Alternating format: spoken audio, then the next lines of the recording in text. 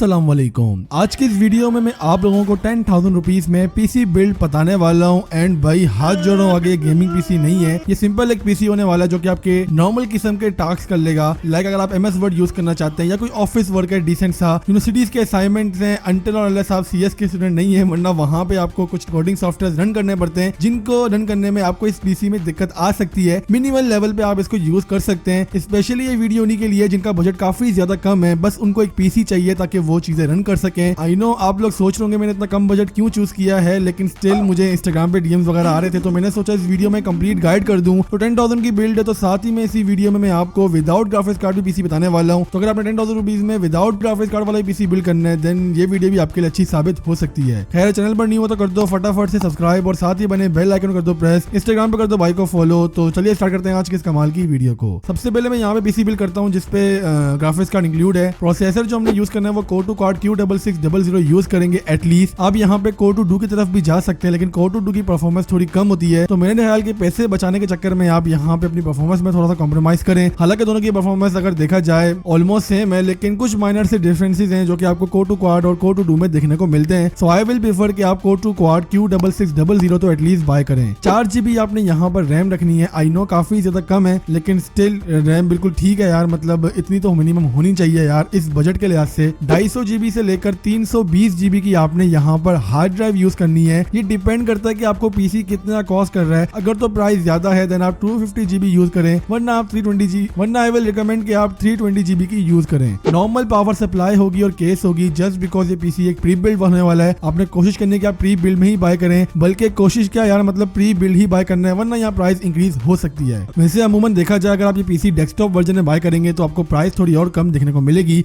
Tower में मैं तभी कंसिडर करता हूँ जब आपने बाद में ग्राफिक्स कार्ड अपग्रेड करना होता है, वरना अगर आपने सिंपल यूजेज के लिए लेना है तो आप डेस्कटॉप में बाय कर लें, आपको यहाँ पे प्राइस और कम देखने को मिलेगी। मेरे अकॉर्डिंग ये पूरा पीसी आपको 6,000 तक का कॉस्ट कर लेगा। अगर तो प्राइस बढ़ती है तो आप यहाँ पे हार्ड ड्राइव वाली चेंजेस जो मैंने आपसे कही थी वही करनी होगी। सिंपल आपने 6,000 में ही खेलना है और इतने का ही ये पीसी मिलता है ऑल ओवर पाकिस्तान। अगर आप किसी शॉप वगैरह से बाय कर रहे हैं तो मे भी वहाँ पे थोड़ा महंगा देखने को मिले, जो स्मॉल शॉप्स होती है। मार्केट्स में इसकी कीमत इतनी ही है। मैक्सिमम आप अगर कॉस्ट कर सकते हैं वो 6,500 या 7,000 है, लेकिन कोशिश पूरी करनी है कि आप 6,000 में ही खेलें। नेक्स्ट ग्राफिक्स कार्ड पेयर जो करेंगे वो सबसे पहले रिकमेंड करूंगा HD 7570। मे भी यहाँ पे पावर कंजम्पशन का इशू आ सकता है, लेकिन आपने पावर सप्लाई कोशिश करनी है 350 वॉट तक की हो, जो नॉर्मली आपको प्री बिल्ड के साथ देखने को मिलती है। वरना इससे कम पावर सप्लाई अगर है तो आपने चेंज जरूर करवानी है, वरना ये ग्राफिक्स कार्ड लगाने में आपको दिक्कत आ सकती है। एंड अगर ये ग्राफिक्स कार्ड को महंगा देखने को मिल रहा है तो आप Quad 600 भी यूज कर सकते हैं, जो कि स्टिल एक डिसेंट परफॉर्मेंस दे सकता है। वरना पहली प्रेफरेंस आपने HD 7570 रख सकते हैं। गेमिंग की बात करें GTA 5 इस तरह के गेम्स तो आप सिंपल रन कर लेंगे। कितनी सेटिंग्स होंगी, क्या माजरा है वो आप YouTube पे देख सकते हैं। मेरा कोडिंग आपको गेम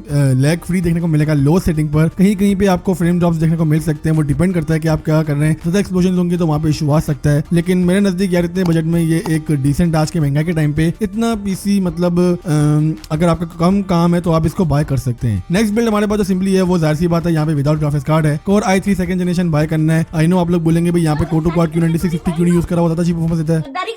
तो भाई मेरी बात सुनो, उसमें मसला ये है कि आप बाद में अपग्रेडेशन नहीं कर सकते। इस पीसी में ये है कि S61 मदरबोर्ड लगा होगा, तो बाद में आप यहाँ पर i7 सेकंड या i7 थर्ड या i5 थर्ड में भी जा सकते हैं, मतलब सेकंड थर्ड जनरेशन लगा सकते हैं। तो प्रीफर ये करूंगा कि आप i3 सेकंड जनरेशन की तरफ जाएं। मदरबोर्ड आपको प्री बिल्ड में साझी देखने को मिलेगा, लेकिन अगर खुद से लगवाना है तो S61 लगा सकते हैं, लेकिन इसमें प्राइस थोड़ी बढ़ सकती है, ये ध्यान में रहे। रैम आपने यहाँ पे 4GB ही यूज करनी है। 320GB की आपने यहाँ पे हार्ड ड्राइव यूज करनी है। स्टिल अगर आपको प्राइस ज्यादा देखने को मिल रही है तो आप 250GB यूज करेंगे। नॉर्मल यहाँ पे हर चीज होगी भाई, केस भी और पावर सप्लाई भी। एंड प्राइस की बात करें तो 10,000 रुपीज में आपको कॉस्ट कर लेगा मैक्सिमम 11,000 रुपए। जो मैंने स्पेक्स बताया इसमें आपको 10,000 से मे भी कम में भी कॉस्ट कर सकता है, लेकिन ये स्टिल एक गैस होता है कि आप इतनी प्राइस रेंज में ये पीसी बाय कर सकते हैं। अगर तो मार्केट में आपको अच्छी डील देखने को मिल रही है सेम प्रोसेसर में, देन आप उसकी तरफ भी जा सकते हैं, वरना यहाँ पे स्टिल एक गैस ही होता है कि आप कौन सा पीसी बाय कर सकते हैं। सो आई होप इस वीडियो से आपकी हेल्प हो चुकी होगी थोड़ी बहुत भी। अगर जानना होगा पीसी के बारे में, कोई भी क्वेश्चन है नीचे कमेंट में मुझसे पूछ लो। इसके अलावा मेरी दीगर पीसी बिल्ड वाली वीडियो देखनी है तो आपको सामने स्क्रीन पर दिख रही होंगी, क्लिक करो और देखो यार मेरा क्यों दिमाग खा रहे हो।